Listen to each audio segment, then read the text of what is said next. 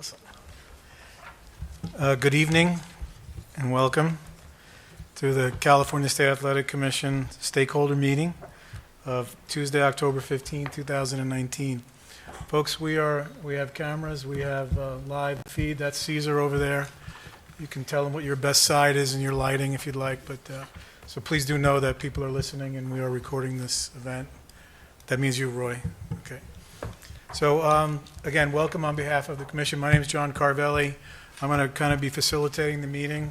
I thought we could start by introducing ourselves up here and then just go around. I think would be a great idea. So we'll start with that if we could. Martha, you go. Oh, me. Martha Shanyurkides.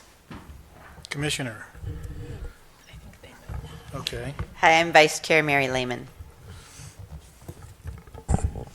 I'm Andy Foster, the Executive Officer. I'm Sophia Cornejo, the Assistant Executive Officer. I'm Patricia Blackstock, I'm the AGTA in office. Mark?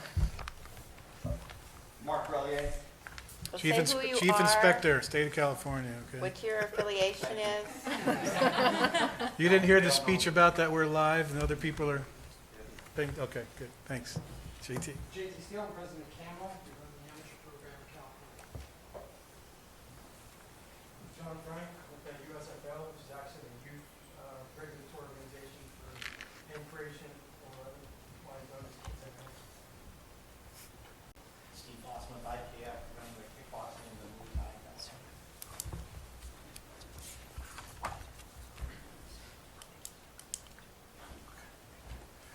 Richard Chow, matchmaker, Bellator. George Pineda, this is Legal Affairs for Please stand. Pardon me. George Pineda, this is Legal Affairs for Bell Government. Jared Husky, attorney for athletes and everyone else. Neil Magny, current UFC welterweight. Jeff Nowitzki, Senior Vice President, Athlete Health and Performance with the UFC. Don Marcolini, UFC Vice President of Athlete Health and Performance. Daniel Lockman, Latin Salt Lake City. Jeff Cook, Senior Legal Director for the U.S. Anti-Doping Agency. Mike Mazzulli, director of the Mohegan Drive Athletic Department. Hi, I'm Brian Gunn. I run the Nebraska Athletic Commission. And you're the president of the association. I'm the current president of the Association of Boxing. Ahmed Noor, World Boxing Council. Roy Engelbrecht, I'm a proud club promoter, MMA and boxing. Joel Dujin, World Boy Promotions. Ken Swenson, I'm the General Counsel for the Commission. Tim Sobolewski, UCLA at 85. Margaret Goodman, President of the Voluntary Anti-Doping Association. Ryan Connolly, Counsel to Voluntary Anti-Doping Association, among other places. Dave Doyle, USA Today, MMAJunkie.com. Mark Raimondi, ESPN. Josh Gross, the Athletic. Tom Brown with TGB Promotions. Hey, Tom, thank you. Okay, thank you again all for coming. So I'm gonna be the guy that's keep pushing, try to keep everybody on point, get everyone's input. That's what we're here for. So you'll bear with me, okay? Thank you.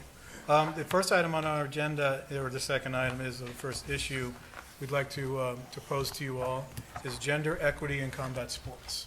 Hopefully you all have a copy and had a copy and had a chance to look at the back of the memo in the background. A lot of work has gone into this, obviously. And so I would like to read to you what we feel like is one of the outcomes that we're kind of trying to push to. So let me just read. It says, to prepare the public and interested parties that the California State Athletic Commission is getting ready to embrace gender equity regarding rules in boxing, just like it does in mixed martial arts. California Commission is seriously and intently looking at allowing men and women to fight the same length of round time, with the rationale being very simply gender equity. So I think perhaps we could start. Maybe Andy, do you have something you want to say to kind of set this up before we turn it to comment from our guests? In 2008, I voted against gender equity in mixed martial arts for females. It was in Montreal. I was wrong. And I'm not directly saying that gender equity has caused a disparity in the pay between boxing and mixed martial arts. I'm not saying that at all. But until we achieve the equity in the rule set, we're not going to know for sure. And Scott Coker, who's not here, but I think he deserves a lot of credit in pushing forward the females in mixed martial arts. With his Strike Force promotion, brought them out there, pushed them, Rich matched them. And then a lot of them, when the UFC embraced the female athletes, some of their superstardom athletes, I would argue that Rousey's might be the most popular mixed martial artist, male or female, on the planet. They're paid much differently, much better. We had a show the other day, 2 world title fights, man and female. The female made 6.5% what the men did. I'm not saying that's because of the rules, but until we adjust the rules, or until we at least look at adjusting the rules, take a look at it, we're not gonna know for sure.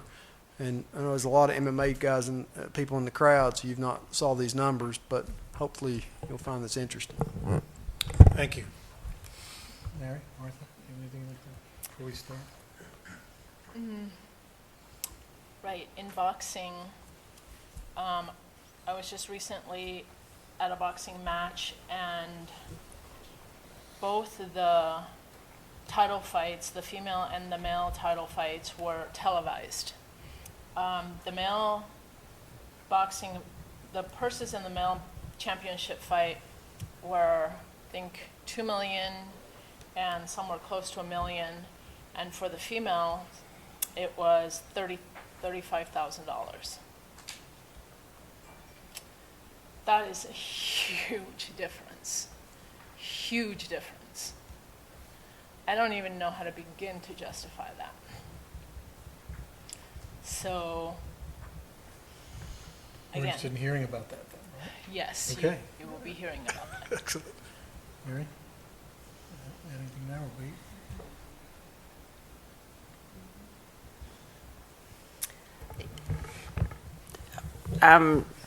I'm on the athletic commission. I was a former professional boxer, and it seemed to me that the female fights were some of the favorites of the crowd, and almost every female fight I've seen, that's every event I've been to, boxing or MMA or even Muay Thai, that's, I think, been more the rule than the exception. So I just throw that out there. I think we're all interested in why this is, because if we can figure out why, maybe it can change. And so part of this meeting here is to maybe do some brainstorming. And because if we have gender equity, I think it would benefit the sport, and it would benefit the athletes, and it would benefit the fans. So that's my position. Excellent. So why don't we start with folks being willing to come up to the podium. Please just say your name and your affiliation, and then whatever you have to say. So we'd appreciate that. We can start. Mo, you said you had something from WBC. Why don't we start there?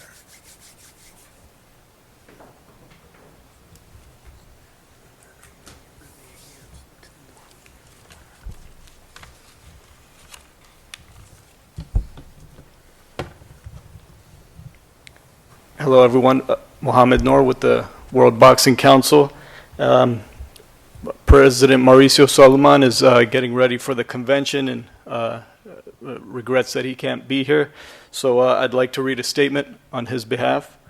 On behalf of all the members of the World Boxing Council, Mauricio Solomon wishes to extend a sincere congratulations to the California State Athletic Commission for organizing this important meeting to discuss some of the top priorities of the sport.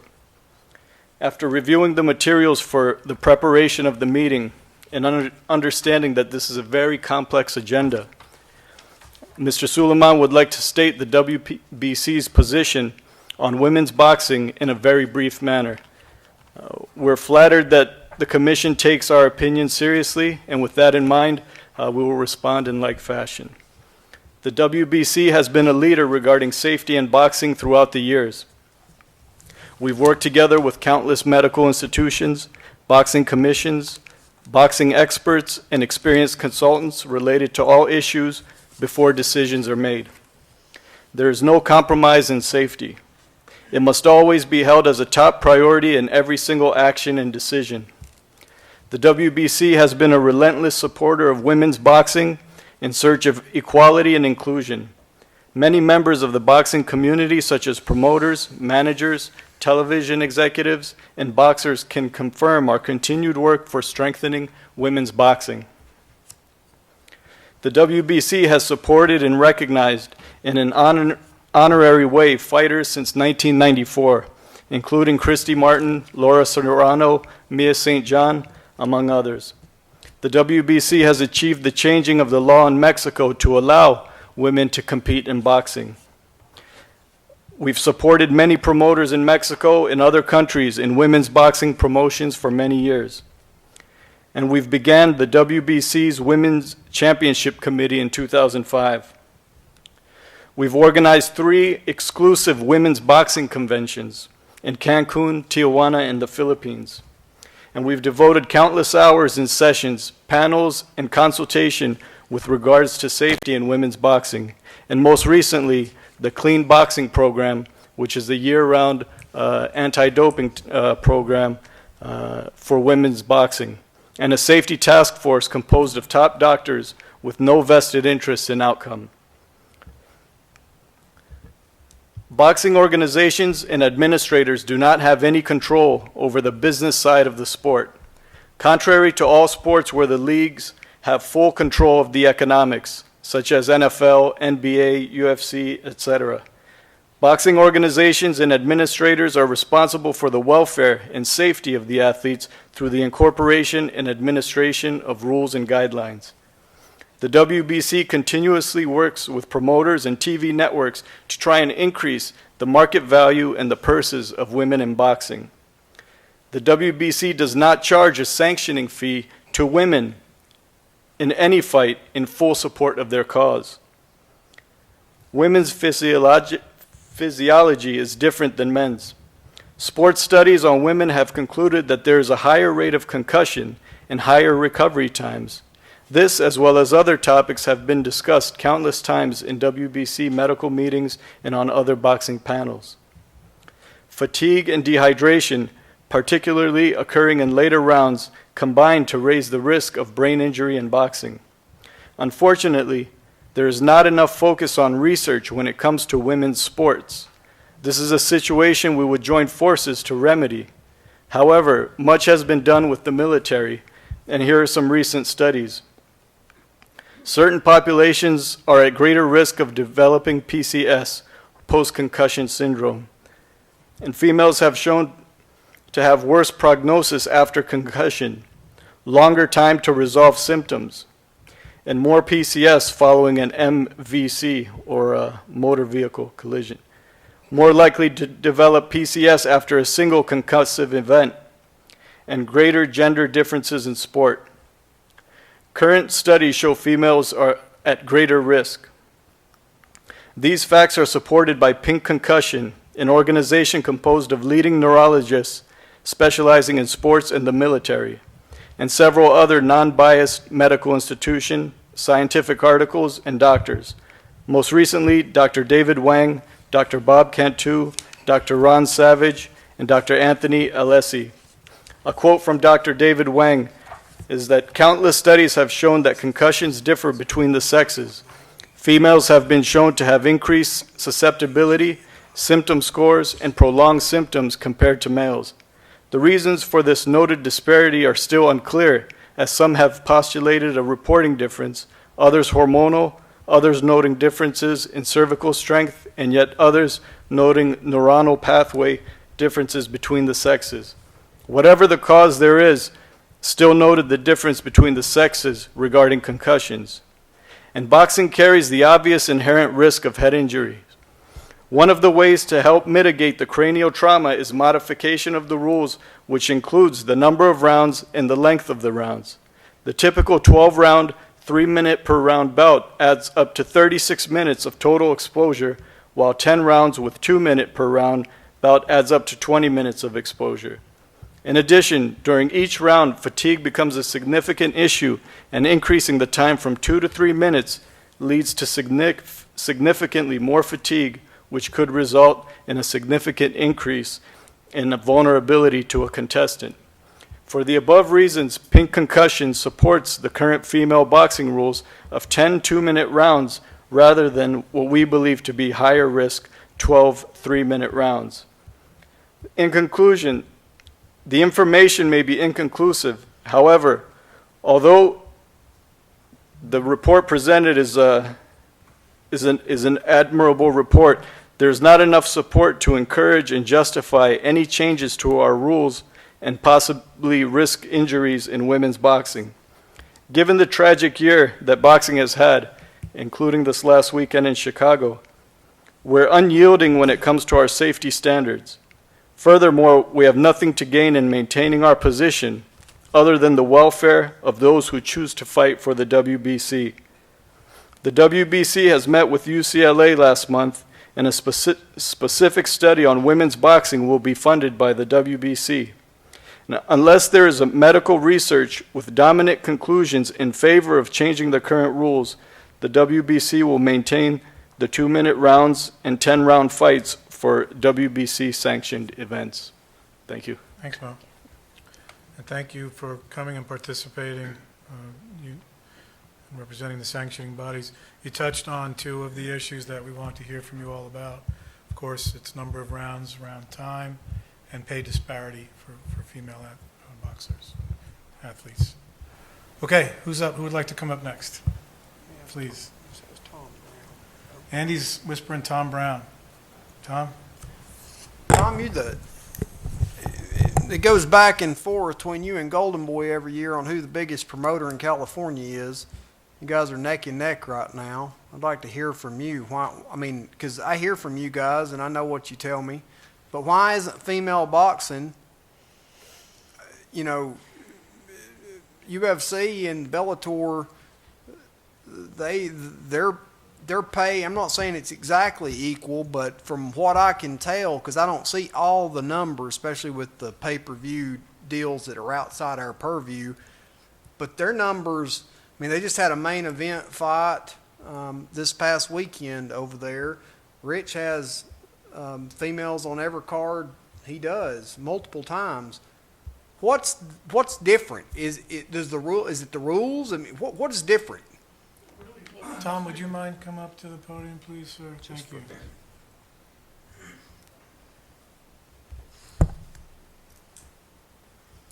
Now, this is just my opinion, but And this is Tom Brown. Tom Brown at TGB Promotions, and you know, I've been involved in boxing for 30 years. I put on Mia St. John's pro debut. I worked the corner of Jessica Cozy in her pro debut, put that on. Lucia Riker, I worked her corner. I put on numerous female fights. Foreman's daughter turned her pro. Same thing with Ingemar Johansson's daughter, Mariah. And really the biggest problem, the hardest thing is matchmaking and making a good competitive fight at this level. Now, the pay has gone up the last 12 months quite a bit with the launch of DAZN and ESPN Plus, and us with our shows. I can tell you, the girls that have fought for us at Barclays have made a lot more money than they did, you know, a couple of years ago. I mean, significantly more. But it's just, there's no surplus of girls in the gyms. When you have a fallout at the last minute, it's just so hard to replace it. And if you have them as one of your established, you know, TV fights in a second or third spot, chances are you're not going to replace them like you can, you know, with a male fight. You can't bring someone at the last minute and make a competitive fight. It's very difficult. There's just not enough female fighters out there. Tom, That's just my opinion. Could you comment on number of rounds and round time, length of rounds? Please? Well, you know, I just heard what Mauricio had to say, and I really haven't looked into it enough. I'm perfectly comfortable with the 2-minute, 2-minute rounds and 10-round max. But, I haven't studied it, and anything I'm saying here is just my personal opinion. Well, that's fine. Yeah, Personal opinion matters. So, thank you. All right, thanks. Roy, we going along? Want to come up?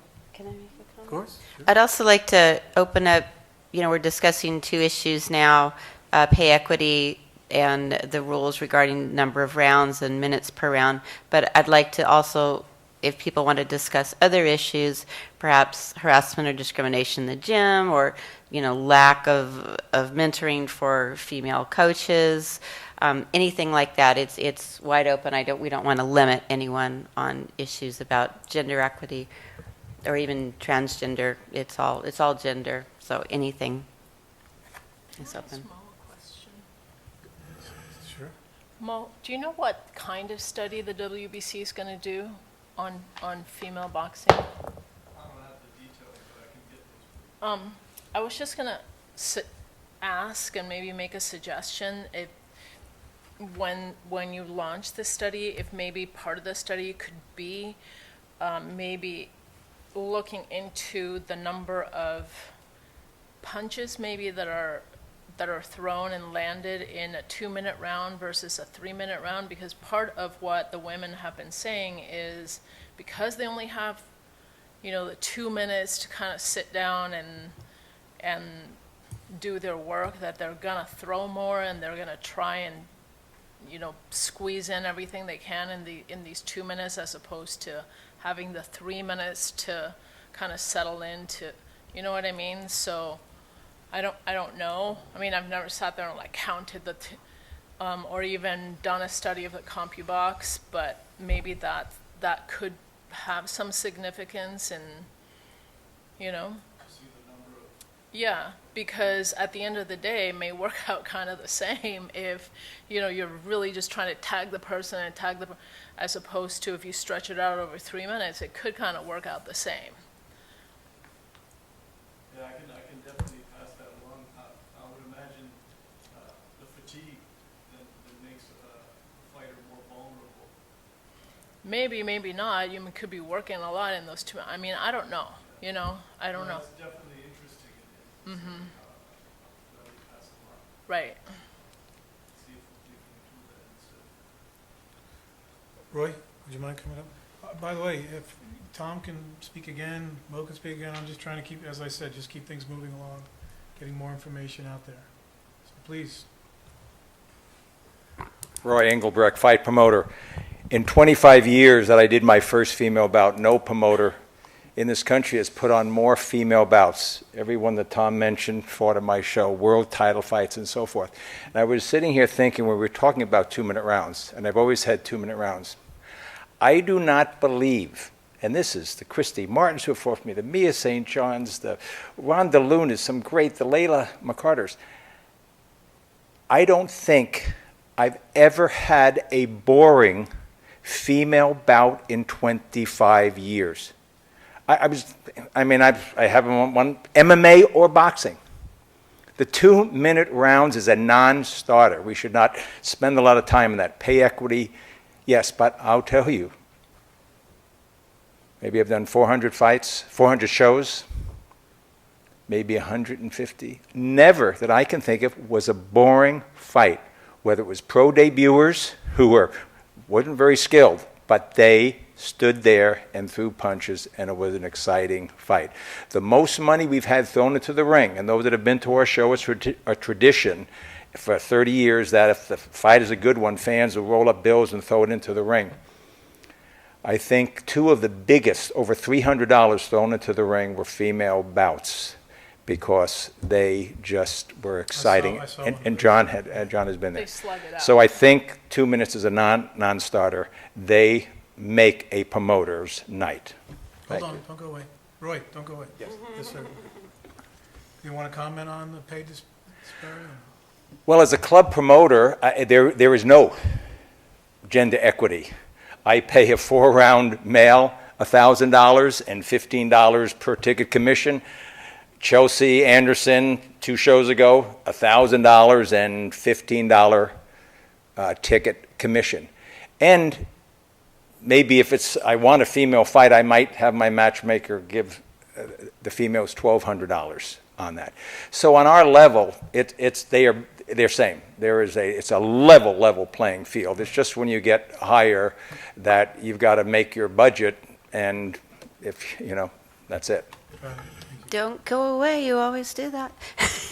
And Miriam was for me. So do you have trouble at your club level finding sufficient female fighters? Absolutely. I mean, there just aren't boxes. And I'm one of the few that I've done hybrid shows ever since 2007 was when MMA was approved in California. It's easier for me to make pro debuters 1-0 females that are MMA than boxing. But there seems a lot more girls are leaving either with USA Boxing and going into kickboxing and then doing MMA. But it is hard. You can't put one on every show. I would say we do 15 shows a year. I might have 8 or 9 shows that'll have a female boxer. It's just the inventory is not there. Why do you think that is, Roy? Because, sorry, Yeah, that's exactly what I was going to ask. because, I mean, this is a boxing state. No matter what happens, we have more boxing, and quite frankly, boxing at the end of the day pays the athlete much better than MMA does. So why do you think that is, that the women will tend to go towards MMA even though there's more boxing? My own thought of that, and I had my daughter was a pro volleyball player, and I think there's too many options now. They can play volleyball, they can play soccer, females I'm talking about, and can make good money and get drafted. We have a new soccer women's pro league out there. I think that they just turn and go in another direction, and there's women's hockey league, there's women's lacrosse league. 10 years ago, 15 years ago, there wasn't that, so if you were an athlete, you basically, and if you kind of wanted to do this, you got into amateur boxing and then moved to the pros. That's why there's a lot more pro women boxers from Christy Martin's age up than there are now.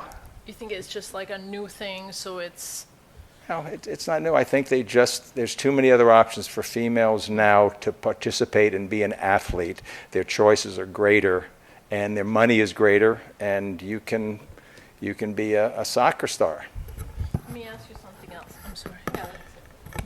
Have you done 5-round MMA fights for women? Yes, because it's now the state requires five rounds. So, in the old days, there was just a lot more grappling. Everybody's grappling. But now there's a lot more, not more than, but there's just a lot more stand-up. You see a lot more stand-up with MMA.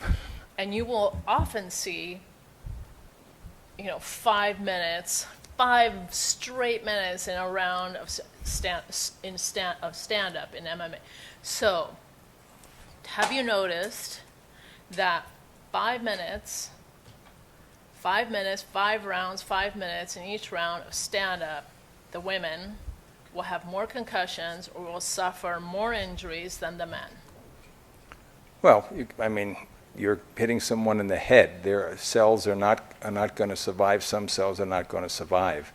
I've not been a proponent of, remember when MMA was approved in California, it was 3-minute rounds, and then it went to 5. As a club promoter, I like 3-minute rounds because I want to get the round over, get the ring card girls in there, get the music going and so forth. So it's a little different from a club standpoint than it is in the big time on that. We're in the hurt business. I'm just saying by comparison, have you noticed that the women are getting more injured or more concussed than the men are? No, there are very few women. I had 2 cuts, cost me $600 last Thursday. Club promoters hate to spend that $300, but I very seldom have a female that is cut. And I know that because I got to write the $300 check, and when Dr. Ellis comes up, Okay, we got other promoters here. I know Golden Boy is here. Someone from, you want to come up and tell us what you think? whatever you have to say is welcome, appreciated, and valued. So you want to come on up and Thank you. introduce yourself, please. I see Tom Loeffler's here, and the UFC, we'll get you, all you promoters up here in order, not particular order. Yes, sir. Hello, Joel Diaz with Goldenwood Promotions. So I've been around boxing my whole life. I grew up in the sport. My dad was a former champion. My uncle's former champions. So I know the sport. I've seen a lot. And one thing I have seen is the women's boxing has evolved a lot in the recent years, which I feel pay-wise, they should be treated the same as men, and because they give the same fights as men, exciting fights, and that's just my opinion in that sense. With rounds and timing and that stuff, I feel the way it is now, it's fair. It's good to maintain, because the fights I've been given has been shown that they're great fights. Why change what's not broken? Why fix it if it's not broken? That's my opinion. And I mean, I don't have too much experience. I'm probably the youngest one in this room, but from what I've seen and what I've witnessed, that's how I see it. Excellent. Thank you. Jeff, do you guys want to comment? And maybe Tom? You want UFC? Nice. Sure. Jeff Nowitzki, Senior Vice President, UFC. A little bit outside the scope of my department here, but I can, speak in general and mirror what Andy said. Anybody who watched ESPN last Saturday night, the main event was Joanna Jędrzejczyk and Michelle Waterson. We have multiple big events with female fighters headlining. Ronda Rousey, for a period of time, I do know she was the highest paid fighter in the UFC. So I think, the UFC puts its money where its mouth is in terms of gender equity, both in exposure for the fighters and for the pay. One of the questions that was asked earlier, Jeff, before you sit down, and maybe Rich would like to comment, Bellator would, why are women heading toward MMA versus boxing? Yeah. Martha was asking that. I don't have any idea on that. I can't help you there. Do you have an opinion as to why there's more equity in MMA than boxing? Yeah, I don't know. Again, probably somebody better within the UFC to talk to these things, not my area of expertise. Do you have trouble finding matches for women fighters? I'm not a matchmaker, so yeah, it's Dana White matchmaker question there. Anything else you want to add? That's about all I've got to add on this topic. Okay. Later, I'll have more to add. Rich, maybe you'd like to Okay. comment and Thank then you. get to Tom? If you do, please come up. You don't have to, but appreciate it. Getting the MMA perspective, promoter perspective on these matters. Rich Chow, Bellator MMA. I wasn't prepared to speak on this completely, but I'll share my experience in the MMA industry and take from it what you will. But Andy and I actually just had this conversation over the phone the other day. So, rewind, let's go back to 2007, Elite XC. JT was in that war room. We're sitting there, first event ever on Showtime, and the decision was made to put on a women's fight. And at that time we were working for Gary Shaw, and he said, let's put on Gina Carano versus Julie Kedzie. 3-minute rounds back then. The fight was in Mississippi, so we were regulated by John Lewis at the time, and it was a big risk. We didn't know we were heading into uncharted territory in some ways, but we felt good about it, went for it, and ended up being a huge moment in the sport. The women stole the show. And from then on, it just kind of set the tone for what we wanted to do at that time. Started signing more women, added another weight class, and when Scott Coker took over that roster and it merged into Strikeforce, he continued that tradition really, and took it even a step further by headlining women. Carano and Cyborg headlined a show. I want to say it's the first time women have headlined a major MMA event like that. That was televised on Showtime. And since then, you know, we've kind of just, like I said, continued to put on female fights. There's no shortage of talent, and they continue to impress. And in fact, they've headlined several shows. In December in Hawaii, we have a flyweight title fight with Alima McFarland, second year in a row. We've done that in her home state of Hawaii at the Blaisdell. In January 2020, we're starting our year off at the Forum with Cyborg and Julia Budd. So, you know, I can't speak on the on why there's a discrepancy, but it's worked out for us. We went for it, and the women have proven themselves, and we have no issue matching them. We treat them and view them just like any other fighter. They're just fighters. I don't look at them any differently. We don't look at them any differently in terms of pay or in terms of skill. So they've proven themselves. Excellent, thank you. Tom, I'm sorry, go ahead. Question, yes. Do you think that, you know, women fighters in whatever genre they're competing in tend to migrate towards MMA because of the better pay? I have heard that. We've actually had a few boxers come over. Most recently, most recently Ava Knight. We've worked with Leonard Ellerby to kind of do some cross promotion there, and prior to that, Heather Hardy. We worked with Lou DiBella. You know, the girls themselves were a little frustrated. They just mentioned that, look, in MMA we get, you know, they got more Instagram followers. They just they were just treated differently and viewed differently and kind of put more in the spotlight. But you know, I'm not saying that to bash boxing or anything. I just, you know, again, this is just my personal experience working with some of the crossover athletes. Would you maybe think that, I mean, I'm just brainstorming here, you know, this everybody, you know, boxing being a more traditional, you know, combat sport that perhaps was not open or welcoming to women, whereas MMA is newer and everything's being developed, so it was just easier to make a space for women earlier on? That could certainly be it. Sounds like you're speaking to the fan bases. Yeah, perhaps MMA having a younger fan base was helpful. I think that's a fair statement. That's worth looking into further. But again, it's just my guess. But yeah, it's just worked, you know, for various reasons. Well, thank you for your support. Thanks. Tom Loeffler. Tom, you missed a little bit at the beginning, but we're interested in your thoughts on the pay disparity between women boxing, particularly in MMA, or men and women, and then also length of rounds and the number of rounds and length of rounds. Would you mind giving us your thoughts, please? Tom is the promoter of Cecilia Brocas, the 5-division champion. All right. You can say that. You can. Tom's the promoter of Cecilia Brocas, possibly the most decorated female fighter on the planet. Is that correct? Well, she holds 3 Guinness Book of World Records for most number of title fights, defenses, most number of undisputed title fight defenses. So I think arguably she's the best pound-for-pound female right now. But no, I've been a big supporter of female boxing. I wish they had more opportunities because I really think that female boxing, as someone alluded to, Ronda Rousey becoming, you know, the biggest attraction in the UFC at one point.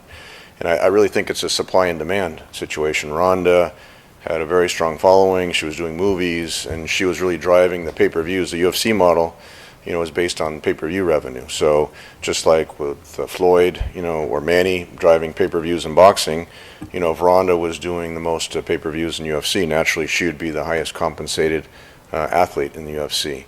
We just saw a show last weekend, a UFC show where Joanna, can't pronounce her last name, but the girl from Poland who headlined a UFC show. And, you know, we did 2 fights with Layla Ali. Layla, naturally, was one of the most recognized female boxers in boxing history, female boxing history.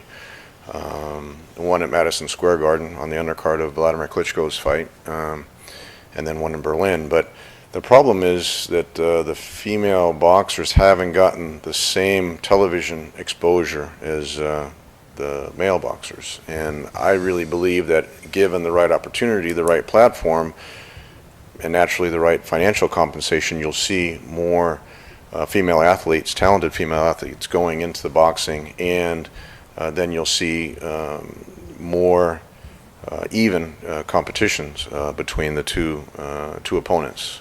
You have sometimes, or a lot of times, the female boxing is more exciting. Whether, there's a debate whether it's, we should say a 2-minute rounds or 3-minute rounds. Some people believe, I think as Roy mentioned, with the shorter rounds, you get more action per round, which are more exciting fights. If you go with the 3-minute rounds, you could arguably say you'll have more knockouts the longer the rounds go. So I don't really have a strong opinion either way. I personally like the shorter rounds only because it's more action. Sometimes if they're not that well conditioned, and then you have a less entertaining round, the last minute of the third minute round, it might not be as entertaining. But I'm certainly a strong proponent of female boxing. We broke the glass ceiling on HBO last year with Cecilia Breck, who's out of their 45-year history, they never showed one female fight on HBO. And we had Cecilia as the co-feature on a Triple G show last year here at the StubHub on Cinco de Mayo. First time ever for female boxing, and then she actually headlined the last HBO show. So I think that was a breakthrough for female boxing, and HBO agreed to the license fee to have Cecilia on there, so that was very helpful. So if you see more support from the television networks, then I think, financial support, then I think you'll see more of a demand for female athletes to go into boxing.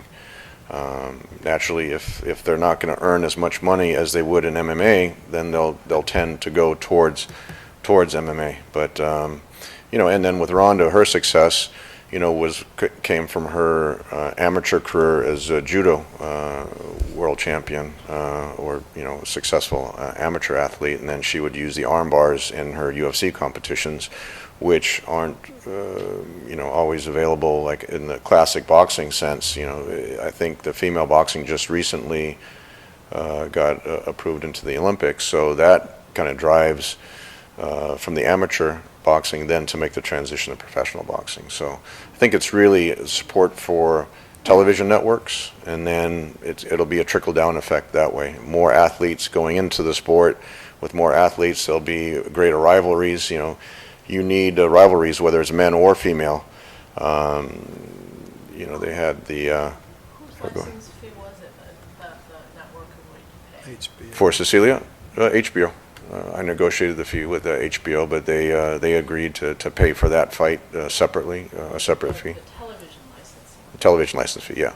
Now, you can make an argument, if there is a successful ticket seller, like you have Ryan Garcia, for example, just a local fighter here that sells a lot of tickets, and so he can make an argument that he sells tickets, generates revenue, so he should get paid part of the ticket money.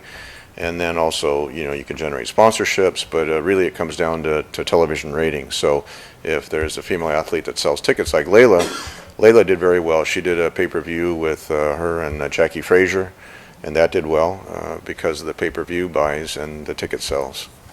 Some people would argue it's a little bit of the chicken or the egg, right? Some people would argue it's a little bit of the chicken or the egg because there aren't that many female athletes. A lot of the female athletes are saying, I don't want to really go into this field of sport because I'm not going to get that marketing, and then I don't want to be the one to carve out that road, so I'm going to go into this other field. Whereas Ronda Rousey maybe got the marketing dollars to advertise her. So somebody put in, a bunch of dollars to market her, and therefore she got that exposure. So until somebody puts in the marketing dollars to market, not necessarily a person, although that's probably what it's going to take. So either it has to be like everything fits right for that person to magically be, the Cinderella of or somebody's going to have to put in that marketing dollar for other people to come, to come in. So the likelihood of everything being perfect is not that likely. So then somebody's going to have to put in the marketing dollars to advertise so that other people will want to go into the sport, right? Yeah, I agree with that, but, in Rhonda's case, she did generate her own revenue. I mean, she headlined down, I remember I went to a show in Anaheim where I think it was the first time she headlined a UFC show at the Honda Center. And, she sold out the arena. They did well on their pay-per-view sales. So, she really generated her own revenues, and then whatever portion she got of that, that was, she kind of blazed her own trail that way. But I think female boxing, just like with female MMA athletes, if they have a lot of social media followers, I think they can make the transition. I just think there's somewhat of a lack of quality opponents. We're doing a show coming up here October 27th in Hollywood at the Avalon, and we were going to put on Raquel Miller. Lou DiBella was going to put her on, but we couldn't find an opponent for her. Literally couldn't find an opponent at 160 pounds. I mean, it's somewhat of a limited budget, but if the promoter wants to put her on and there's only maybe 12 or 15 people to choose from internationally to fight her, there's a problem with that. As opposed to male boxing, you have a 160-pound fighter, and there's probably hundreds of opponents that you can choose from, and so that goes back to, if there's more financial compensation, then you'll get more female athletes competing in boxing. Thanks, Tom. Yep. Thank you. Appreciate it. Anyone else like to comment on this agenda item? John?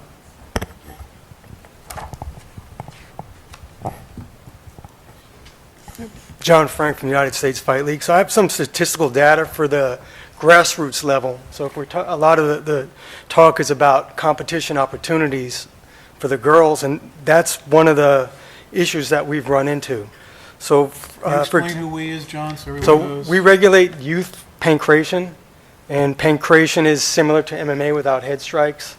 And we have youth ages 8 to 17, and statistics from last year, participants from 17 different states, but the bulk is in California. So last year, our total number of licensed participants, we had 189 boys and 45 girls. Most of the girls that drop off, it's because the lack of competition opportunities. If you look at our national team, we sent a team of 34 kids to Rome this year. 10 of the 34 were girls, so it's a much higher percentage of the girls are serious about the sport than actually the boys. But it's much harder for these girls to find matches. So ultimately, a lot of them get frustrated and they leave the sport because they get licensed and they can only fight once or twice a year. So again, it's a cause and effect. And tell them how you did. Well, yeah, coincidentally, our girls, as far as in the world level, the United States girls essentially dominated the competition, especially the 16 and 17-year-olds. But we, as a nation, we took first place out of 27 different countries. And I think all the females placed, either first or second. But again, it's the getting back to the issue that we find, and I think it's an issue that a lot of people are mentioning. It's just trying to draw more girls into the sport. And we have a lot more serious ones, but we lose them because there's a drop-off from the serious to the novice. There's nothing in between as a filler to get quality opponents to that next level. And this is for the grassroots, 8 to 17-year-olds. So I think it's just indicating some of the problems that the professionals may be having. So I don't have a solution except for just trying to draw more people in. Thanks for no solution. JT, do you have a solution for us, JT? But proportionally, there are more I've got a complete women solution. coming up. Yeah, I think that was the point. Proportionally, there's more women coming up than there are at the top right now. So it was a hopeful presentation. For serious wise, there's more girls serious than boys. JT Steele with Camo. Obviously, a lot of great comments have already been made. Rich Chow, certainly one of the pioneers in female MMA. When we think about MMA and boxing together, our sport's largely star-driven, right? That's who is the top earners, are these stars. And it's a numbers game when we think about who becomes a star. It might take thousands of athletes to find that one Ronda Rousey, who we've used over and over as an example in the meeting. And so we need to have a good corpus of athletes in the amateur ranks in order to be able to produce and find stars. Ronda Rousey came from our program. Aspen Ladd, who is here, came from our program. And I think one of the reasons that is because we have so many female athletes competing in California. It's unique. They're drawn here because they have access to competition. Perhaps some of the issues that we're seeing at the professional level, maybe they're really a representation of the grassroots efforts, as John Frank was saying, is getting athletes into the sport. MMA has always been very welcoming. I can't speak for amateur boxing, but maybe it's something to take a look at to see the way that the sport is welcoming females into the sport, because amateur MMA has always been very welcoming. Females have always been treated the same. They fight the same amount of rounds, the same time, they have the same rule sets. We have female inspectors, female officials, and it has been a community that is very open and accepting to female athletes. So a suggestion is a place where perhaps we can take a look at where we seem to be seeing disparity at the top, is maybe it's beginning at the bottom in not getting enough athletes into the program where they feel accepted, and in a program where they feel that they are able to succeed and make good progress. We've now opened state titles at every female weight class. And I can tell you that by doing that having a structured amateur program where female athletes can gain notoriety and have opportunity to showcase their skills and do it quickly is very encouraging. They have a place to showcase, and they have a place to develop as an athlete. My thoughts. Thank you. Thank you very much. Anybody else on this matter? A lot of great information. We need more solutions, so we'll be back to you with some thoughts, suggestions, and then get some reactions. We really appreciate all your information. Thank you again. Okay. Andy, Mike McAtee from USA Boxing made a good presentation that he couldn't be here about USA Boxing support. Do you remember some of this? Okay. Mike McAtee was here from USA Boxing, and he made a great presentation at our regular CSAC meeting about USA Boxing's efforts and support of female athletes, and how successful they've been recently in international competitions. And unfortunately, he couldn't be here right now. Do you remember some of I hate to put you on the spot. Do you remember some of the statistics he said? Yeah. It's very similar to what John was saying. So I think that the gold medal. Yeah, They that came away with point's the been gold made. medals. If we haven't figured out that female athletes are serious and successful and skilled, then you're just not paying attention. So, well, good. We have some other big issues to talk about. A lot of you are here to comment on, so I want to give plenty of time for that. So I'm going to keep us moving. So the next on the agenda, we have described these as drug testing thresholds in combat sports, along with taking a common sense approach to anti-doping. So one of the outcomes that we're looking toward, or a goal, is that perhaps it's past time for proposed disciplinary guidelines for doping violations. Perhaps they are needed. We must recognize the problems with doping violations and detections at ultra-trace levels. So emphasis on the need to balance a strong doping deterrent with common sense. So that's the setup. Andy, do you want to help frame this a little bit as well? We have a presentation, do we? Yeah, we've. Okay.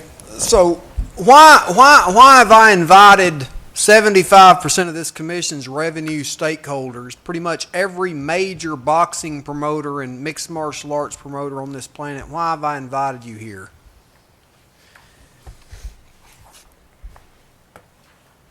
We have to treat these athletes correctly. We have not been. I'm not a doping expert. I rely on scientists like Daniel Eichner and UCLA to tell me if somebody's on doping. That's what I rely on. And I'm an administrator sitting up in my office, and I get a hot finding, and then I never do ask for the levels. I've been asking lately. But we've been having this issue come up over and over and over because these labs, his lab in Salt Lake and UCLA, can test at levels that I've never saw before. I've been doing this a long time. You guys are getting better at this. And we used to talk in nanograms. We're talking in picograms now. Okay?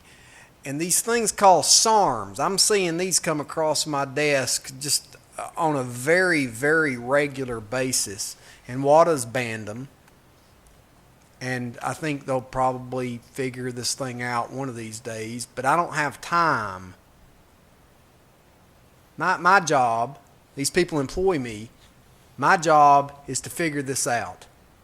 I have athletes' livelihoods, and I'm sitting here supposed to, and I have the ability, it's a great responsibility because you don't want to put somebody that's doping out there, but at the same time, you don't want to take somebody that's tested. And Dr. Wallace and I have been on the phone many times about these issues. Many times. Now I'm going to give you a little bit of background. We got that Francisco Vargas, and Golden Boy had a fight with us a few years ago, and I'm setting this up so you can see the absurdity of what I've been having to deal with. And I use that word not lightly. This is absurd what I've been dealing with. Francisco, just to give you a little background, Dr. Goodman's here, and she called me. I just had landed in Burbank for a commission meeting, I believe. Just had landed. I'm on the phone. Dr. Goodman saying, we got a problem. It's the main event on Golden Boy. He's going to fight Salido. And I said, well, what was it?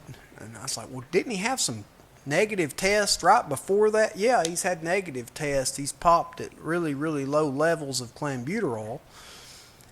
And then so anyway, we came to the conclusion.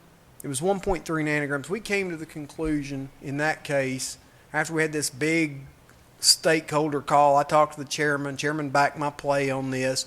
I got on the phone with Golden Boy and with Salido's camp, and everybody come on there, and Dr. Goodman was just there providing information. And we decided, okay, we're going to move forward with this fight as long as you pass all your follow-up drug testing, because we had a lot of time left, and that guy at that time got drug tested more than anybody in California history. I mean, we just were visiting him often. And he passed all of his tests, and we had the fight, and I think it was like one of the fight of the year candidates or whatever. Remember that fight? So this was where I was at, and this was what I was dealing with at the time, because I want to set it up. We looked at all the different factors surrounding this particular test. Probably the first factor that we considered was the fact that it was clenbuterol that he tested positive for. It was a large problem in Mexico. What one of the experts told us was that certain quantity that we tested on, that percentage, normally happens when you eat tainted meat. One day before, and even that same day of the test, of the anti-doping test, we had meat. Though the practice has been prohibited for years, some Mexican cattle ranchers still use clenbuterol to increase the size of livestock. In recent years, athletes from a number of sports have tested positive for the powerful fat burner, with contaminated beef often eyed as the culprit. Truthfully, it's something that until it happens to you, you never think that it's possible, and that's what happened to me. I never imagined that I would do a positive to this testing because I've never used anything prohibited. Vargas passed 2 random tests administered by VADA on April 15 and 16 while he was still in California. But an April 21 test taken after he had returned to Mexico came back positive. This fact, among others, convinced the California Commission to allow the fight to proceed. Mr. Vargas had tested negative just a few days before this flag test, and it was a low amount, of 1.3 nanograms, I believe, was the level. From the people I've talked to, you need more than that to get a benefit from it. So the low amount, the fact that Mexico has a problem well documented with clenbuterol, all these factors went into the decision. Plus we're 6 weeks out. We had time to verify and ensure the opponent, the public, everybody, this is going to be a fair fight. 10 years ago, Orlando Salido tested positive for the performance-enhancing steroid nandrolone. That rendered a victory over Robert Guerrero a no decision instead. He's felt the harsh penalty and now faces an opponent who's received no punishment. So that's the setup on this. Now, if you've got your little books, I'd like for you to turn to the stakeholder notice regarding meat contamination that came out a little earlier this year. What page number? It's page 30 of the book. Okay.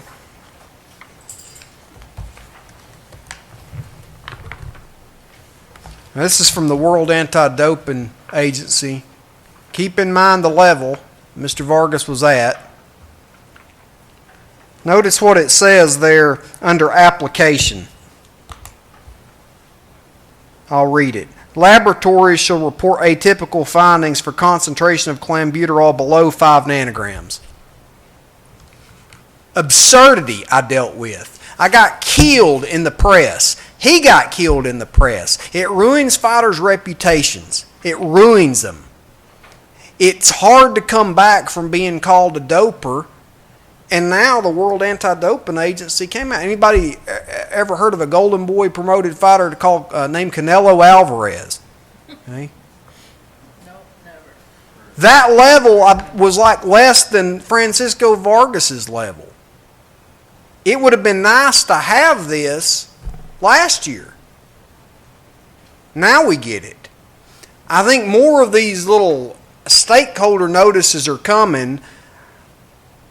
We did the right thing by letting Mr. Vargas fight. Now the World Anti-Doping Agency agrees. But I've got other fighters who are testing positive for these things that GNC has in their supplements, or, not GNC the company, but these supplement makers have in their supplements. We're seeing Ostarine come back quite a bit. We're seeing LGD 4033 come back. We're seeing all these SARMs come back. And we've got to figure this out. That's why I've invited everybody here. The head doping scientist in the world is here to talk to the commission. But, it's a lot like what we did 6 or 7 years ago when we first took a look at this and we changed our marijuana penalties. I'm just being frank here. But we're the executive branch of the state of California's government. We're charged with this responsibility. Being the executive branch allows the commission the unique and sole discretion of enforcement. So we're going to choose to enforce these things with some common sense. That's why the stakeholder meeting's here. That's why we're going to, but we want, and I'm glad the media is here because this is what's important to note. Moving forward, we're going to have this meeting, but if you hear a doper come out of California, this tainted supplement defense is kind of, it's a legitimate, real defense. I'm not saying it couldn't still happen after this meeting. Absolutely still could. Absolutely still could. They should be less than that. They should be less. And look, there's only so much that we can do. There's only so much. If you're a doper, you're a doper, and we're going to call you that. But what I'm talking about is these crazy low levels that, by the way, these other labs can't even test at this. So we have a disparity going on just from being the state of California because we won't have good testing. UCLA and Smyrtle are only 2 labs that are able to get like these kind of levels that we're talking about.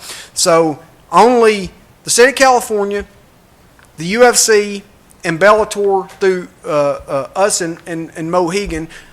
And then every time Tom comes and brings the boxing to us, and he uses Dr. Goodman, so she uses Smyrtle and UCLA also, we're having like disparate treatment with our athletes. That's not good. I'm not saying we want to test. That's not what I'm saying. We want to test. We're doing better than anybody else.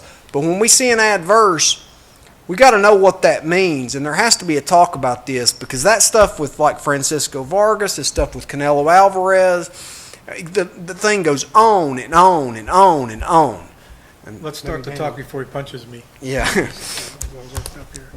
Where do you want to start? Let's hear from Dr. Eichner, see what he thinks about the disciplinary guidelines that are in the book.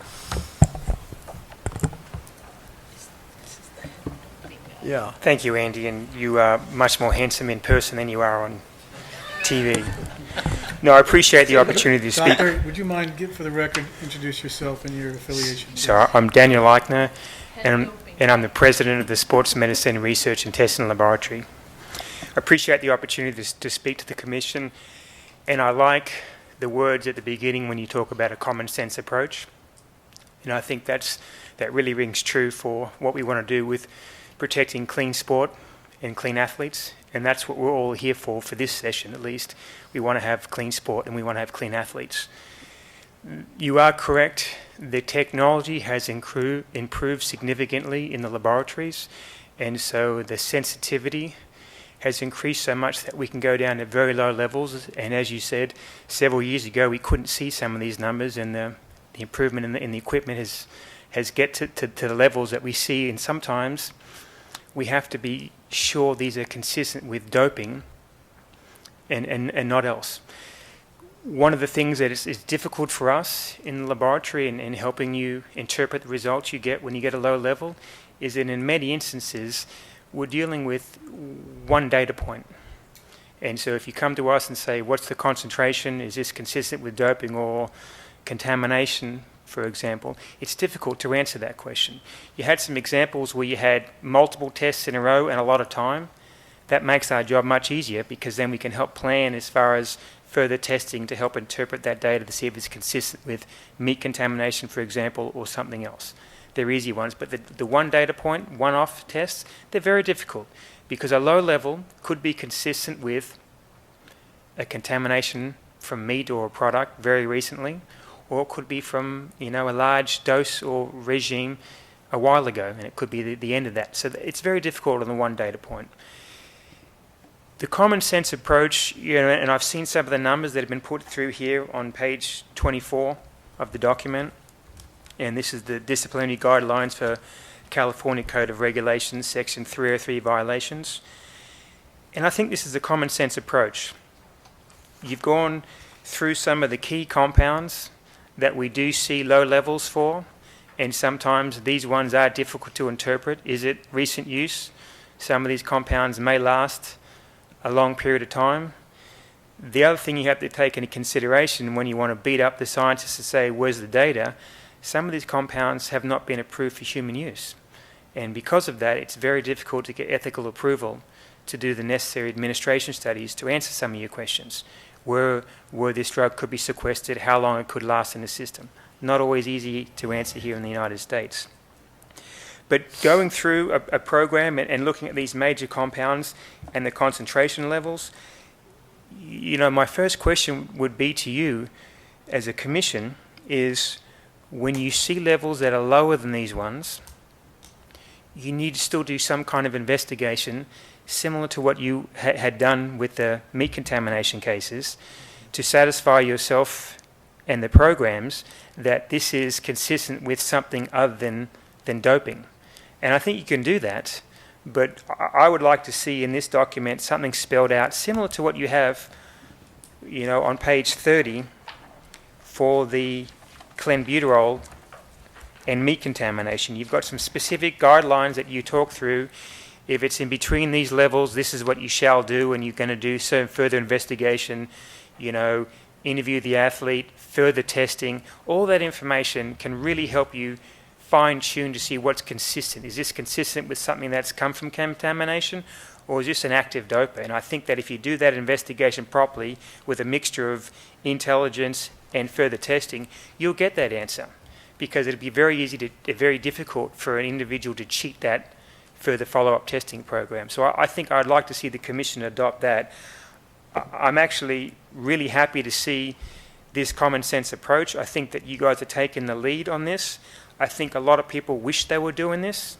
They haven't had the guts to do this yet, but I think this is a really good start on how to handle some of these low-level cases.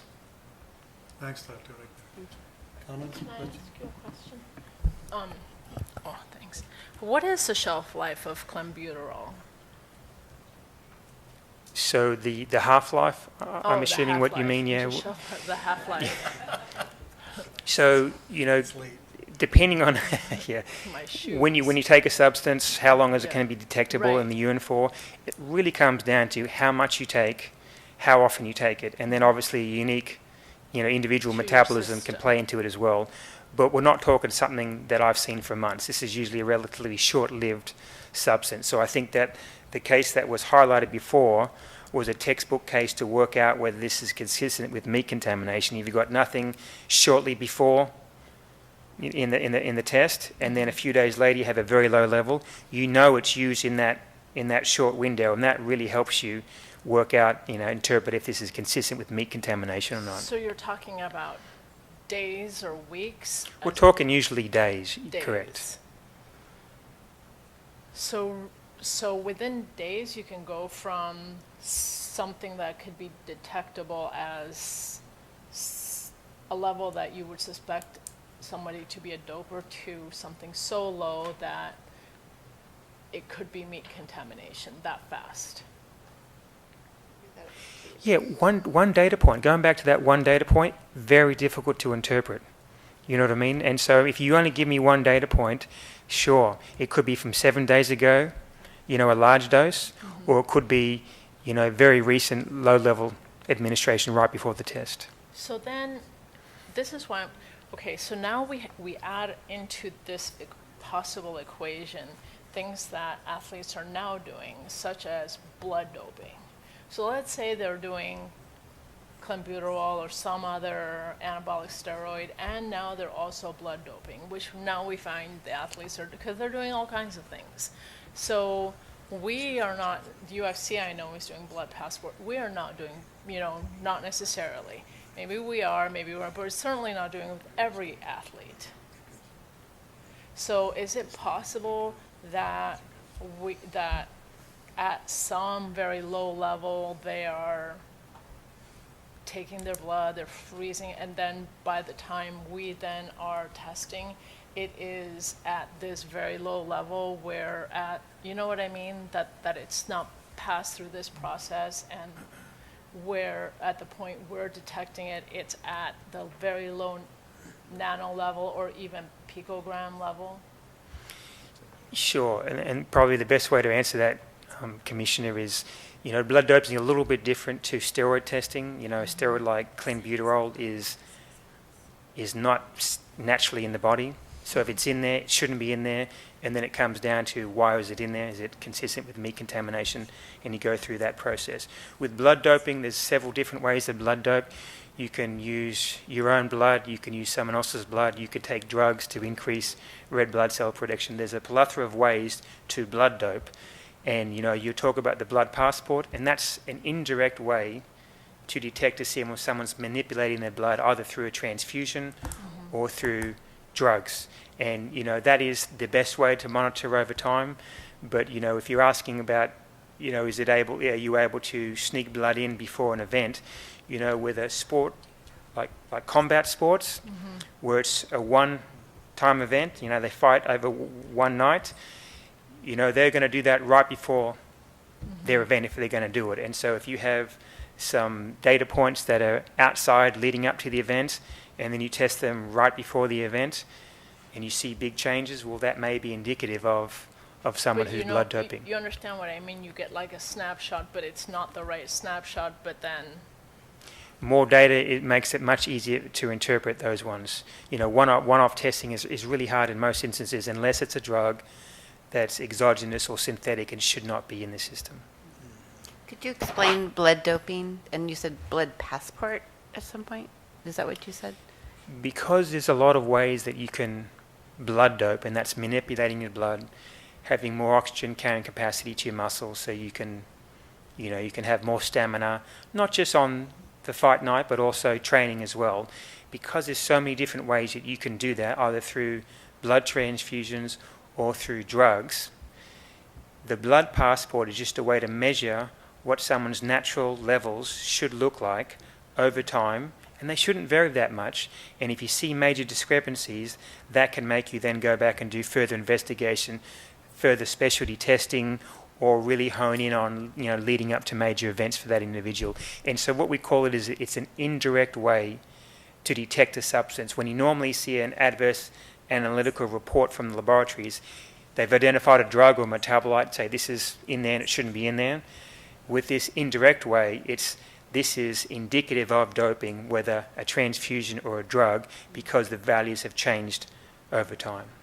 Interesting, thank you. Thanks, Doctor. That was amazing. We're going to ask Jeff, maybe Neil, if you'd like to join Jeff, and we have comments and questions. Thank you very much. Now, this is a subject matter that's in my wheelhouse, so there shouldn't be many questions I can't answer here. First off, I'd like to thank the California Commission for holding this stakeholder meeting that includes what I believe are some very important topics and discussion points for both the short and long-term health and safety of our athletes and of our sport. Thank you for Chairman Carvelli, the rest of the commission members, and Executive Director Foster for giving us a voice here. My main role with the UFC is I oversee our professional sports leading anti-doping program, which is currently independently administered by the United States Anti-Doping Agency, or USADA.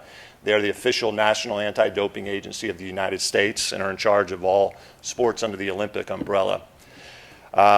One of the 3 agenda items on this stakeholder meeting is entitled Taking a Common Sense Approach to Anti-Doping, and I cannot express enough what a firm believer I am that this is the appropriate approach to modern day anti-doping, a common sense approach. And I'd like to briefly detail a few reasons why tonight. First, however, I want to make very clear my position, the UFC's position on doping in MMA. There's no place for it. For those of you that don't know, I have dedicated the majority of my career to the fight on doping. I was a federal agent for about 22 years and worked some of the most significant high-profile anti-doping drug distribution cases in the world.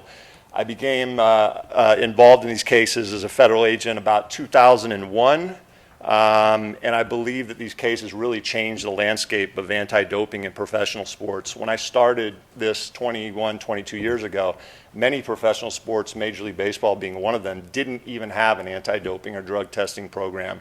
Now they have one of the better ones in professional sports. Look, the UFC speaks by example in terms of our position in anti-doping. We spend multiple $1 million a year on our program. Nobody forces us to do it. We do it because it's the right thing to do, protecting, we believe, both our athletes and our sport. Since the inception of our program, we launched our program in July of 2015, USADA has conducted for us approximately 13,000 individual tests on our athletes. And I want to make it very clear that each and every one of those tests is what's called no-notice testing. So our athletes have no idea when USADA is going to show up and test them. Even the UFC, myself overseeing this program from a UFC perspective, I have no idea when USADA is going to knock on that door. It can be early in the morning. They routinely show up 6 a.m. It could be late at night. So neither the athlete nor the UFC knows when that's going to happen. And that's very important because, in my experience, the level of predictability of when a test is going to come is one of the most important things to have a comprehensive program. If you know as an athlete and you're doping with any reasonable certainty of when that test is coming, it's very easy to manipulate what you're using, when you're using, and how much to defeat the test. One thing I can speak to with a high degree of confidence after seeing results of the approximately 13,000 tests under our program is that we live in a contaminated world, and one that seems to be getting worse and worse. And again, speaking from example with the UFC program, here's the type of things I've seen under our program. I've seen well water or drinking water from an athlete contaminated with prohibited substances. I've seen multiple instances, we talked about clenbuterol earlier, but multiple instances of food supply being contaminated with prohibited substances. I've seen certainly many dietary supplements. Now, it's one thing to have a supplement that you go to GNC or a supplement store that says testosterone 4,000. One would expect, that to potentially have a problem.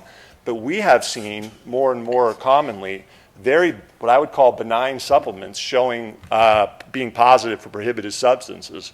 We've seen a couple of occasions of a women's multivitamin having a SARM, ostarine, in it. We've seen creatine have prohibited substances. We've seen pure protein powder have prohibited substances. We've seen prescription medications from legitimate pharmacies be contaminated with prohibited substances. And we've seen contaminants at compounding pharmacies, both here in the US and abroad, where they're mixing their own drugs, and other drugs that they were mixing get into a different drug. Of those approximate 13,000 tests conducted at the UFC to date, we've announced sanctions of just under 100. And of those 100 announced sanctions, a little less, but approaching about half of them, I believe there's either definitive evidence or evidence tending to show that those positive tests were a result of contaminants and not purposeful doping. As Dr. Eichner was just talking about, these anti-doping laboratories, SMERTL, UCLA, the WADA accredited laboratories in the United States, are getting better and better at detecting these prohibited substances in urine and blood. As we talked about earlier, we've become all too familiar with the unit of measurement picogram. And Dr. Eichner, chime in if I've got this wrong, but a picogram is 1/1,000,000th of a gram, which is hard to wrap your mind around. I read something, and I think this is accurate, but to wrap your mind around it a little bit better, 1 grain of salt cut up into 55 million pieces, one of those pieces is a picogram. I mean, so it's almost incomprehensible how low of a unit of measurement that is.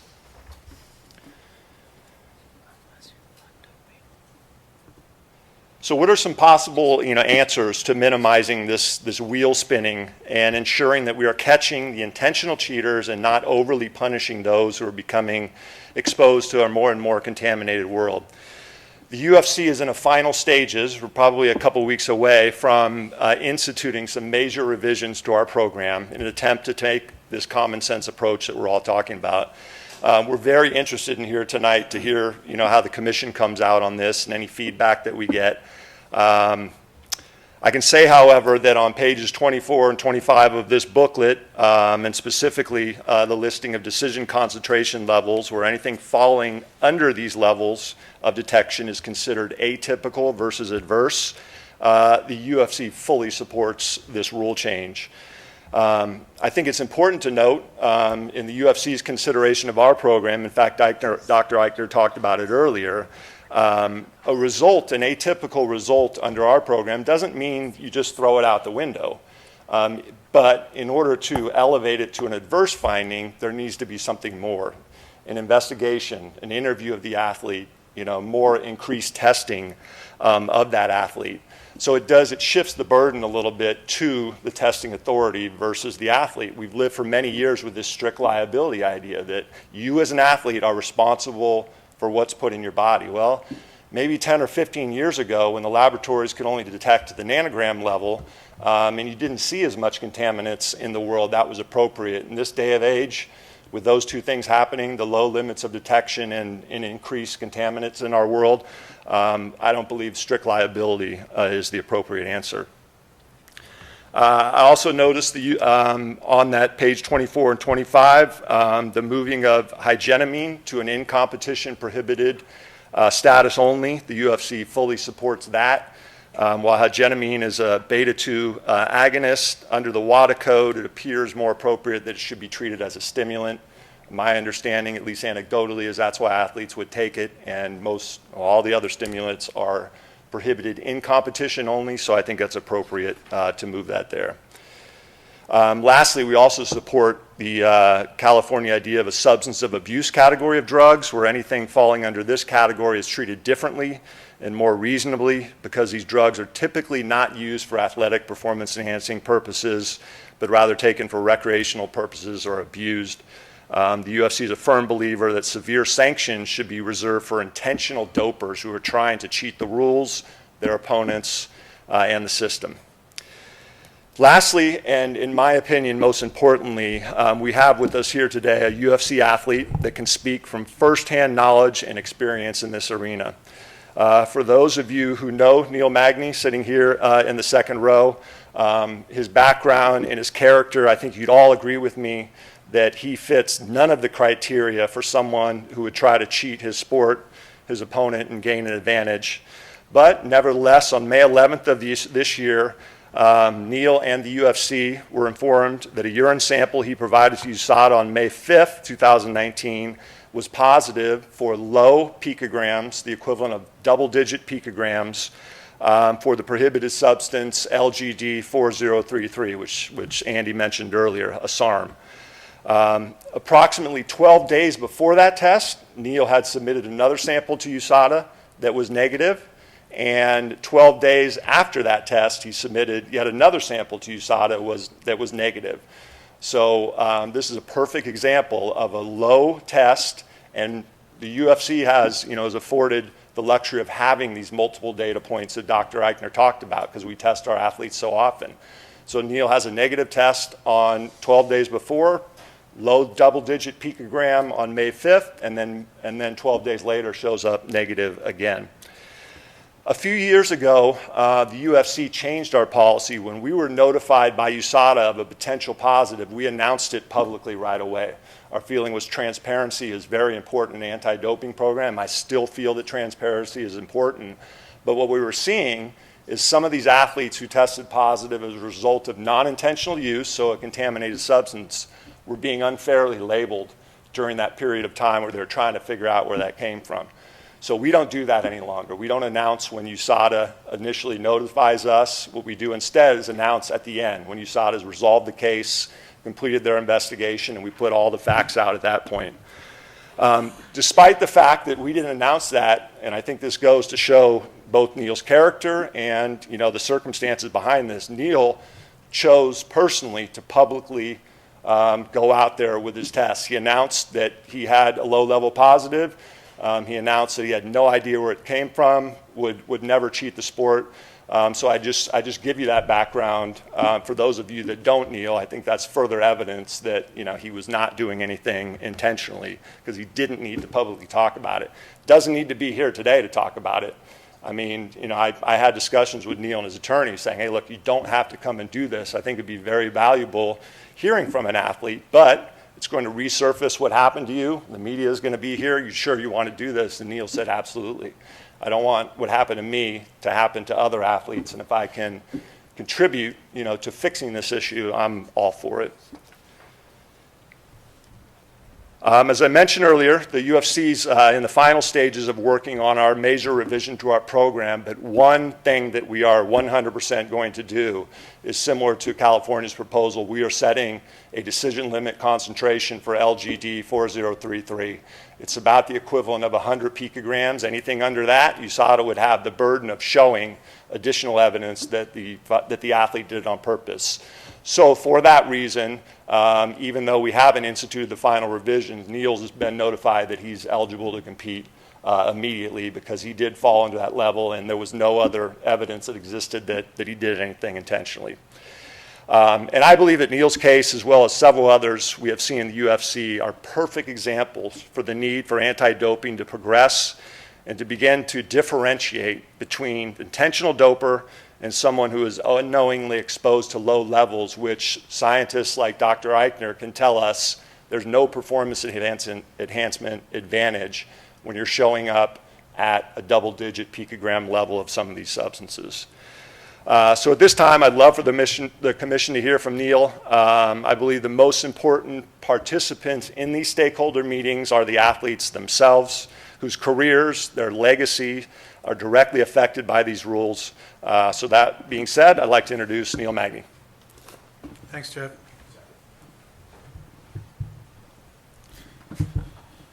Good evening, everyone. Like Jeff stated, my name is Neil Magny. I'm a current UFC welterweight. I've been with the UFC since 2012. Leading up to this point, I've been one of the most active athletes on the UFC's roster. And with being so active, I've been subjected to the most amount of testing among other athletes as well throughout my time with the UFC. and that sort of thing. Kind of like Jeff mentioned, when I was notified these low-level positive finding from this testing, it just caused confusion on my end. I mean, I was in a position where I thought I did everything I could as an athlete to prevent these things from ever happening to me. I mean, some of the suggestions we received from USADA and UFC is to use supplements that are third-party tested, and even go a step further and use supplements that are third-party tested from specific companies in order to limit the possibility of any kind of false positive or that kind of thing showing up on a test. I did the best I could to actually abide by those rules and those guidelines to make sure something like this didn't happen. But at the end of the day, here we are. Here I am standing here in front of you guys telling you about a positive that I received in May for a banned substance. Even since then, when this substance came out, I did everything I could with USADA, with UFC, to try to resolve the issue and figure out where this contaminant could have possibly have come from. I mean, I've taken every single supplement that I've ever taken or had in my possession and sent it out to a lab to get tested for the particular contaminant that I tested positive for. All those came back negative. In addition to that, I actually went out to LA to witness my B sample get tested in the lab. That way, it's just kind of in my mind eliminate the possibility for human error where something could have went wrong on the first test and resulted in a positive finding. That also ended up not being the case as well. To take it a step further, even to this point, I've subjected myself to all the testing that USADA needed from me, being present whenever they contacted me to submit a sample. Taking a step further, whenever you submit a test or a sample to USADA, there's a portion on the test where it asks, would you like your sample to be subjected to additional research and testing? Knowing that I'm an athlete who didn't do anything wrong or didn't ingest any kind of banned substances, I felt no need to not have that sample subjected to further testing. So I abide by it. I was like, yeah, sure, go ahead and test it further. If it's something that can help the sport be cleaner, help me as an athlete stay on the right track, being a clean athlete, and then resolve issues that we could have come up later on down the road. But here we are once again dealing with this issue. I mean, I was literally a day out from flying out to a competition back in May to go and earn a living, go and do what I love doing, go and be an athlete, go and be the role model some people call me to be. And that was taken away from me by something that I had no control over, taken away from me by something that I didn't do. Neil, we still haven't figured out. No. And like I said, it's a frustrating process that no one has a clear solution to. But as an athlete and as a consumer, all I can do is follow the guidelines set forth for me to follow. Do you support what we're doing here? So to give you a little more, how do you view this? I think it's something that's definitely going to help us as an athlete because it allows us to be in a position where when these things do come out that are above our heads, we can actually have something to, like you said, it's common sense. Like Jeff made the example earlier today, like as an athlete, you're not walking into GNC to buy testosterone 4,000 off the shelf. You're walking in there to find supplements that are third-party tested, supplements that are actually going to help you recover and rest and that kind of thing to perform your best within the legal limits and the things that are actually allowed for you to take. So I think. Do you have experience using supplements from places like GNC? So in my particular case, most supplements I used were from past sponsorships, but every supplement that I've ever taken was something that was third-party tested. How do you know that? It says on the label. In addition to being. How do you know that? Oh, I mean, well, You read a label. that's the difficult thing. I mean, as a consumer, unless I have a lab or best friends with this guy, I have to trust what the label says. That's out of my control. I mean, it's pretty sad, but as an athlete being tested as often as we are, you almost have to live with a certain level of paranoia when you're taking supplements and when you're eating certain Talk foods. about that paranoia. Will you continue to use supplements now that if we are able to? So since finding out this positive sample, I quit using every single supplement that I was possibly taking. The one supplement that I continue to use is a fish oil supplement, and the reason I continue to use that one is because of the health aspects that it provides me as an athlete, especially a combat sport athlete. One being joint health, the other being brain health. So with protein, like I would literally sit there and eat 2 chicken breasts if I had to after a workout in order to get the protein I need to avoid having to take a supplement to get that protein. But when it comes to the fish oil and the brain recovery and the joint health aspects of it, this is one that I don't necessarily want to. I mean, yeah, I mean, I would have to literally have a salmon farm in the backyard in order to get enough fish oil. I have fish oil in common because I take fish. But yeah, it's been extremely difficult. I mean, it's one of those things, like even the fish oil that I take now, it's a third-party tested company. It's a company that literally supplies supplements for athletes that are in the Olympics, and even then, it's literally about 3 times the cost of what a normal fish oil supplement would cost. But to avoid this kind of thing from happening down the road, it's a price I'm willing to pay, even though it's pretty costly.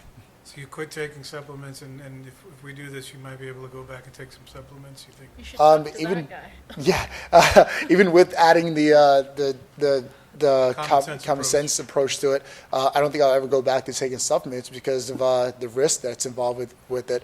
But the downside is it creates a difficult situation where I'm trying to train 2 or 3 times a day, 6 days a week in order to perform my best as an athlete. But there are days where I just have to take that second, third practice off because I can't recover in time in order to have the energy that I need to sustain that second, third workout. All right. Other questions, comments for Neil? Folks? Daniel, are there supplements that are safe, or are there no supplements that are safe? Stay there, Neil. It's okay. That's a good question, and I can just say that, you know, it wasn't that long ago that we would hear the contaminated supplement defense, and everyone would kind of like look at their toes and say, you know, that didn't really happen. Well, we now dedicate 2 full-time staff members to just test products, not just supplements, but also, as Jeff alluded to, even prescription medicine, over-the-counter medicine that are totally regulated in a different way to supplements. And we now see cases where they're not just the high-risk testosterone 4000s. You know, we see them in salt replacement tablets, electrolyte replacements. In terms of things that he might be able to take. I'm getting to that. I'm just kind of set the stage is that, you know, things have changed a lot.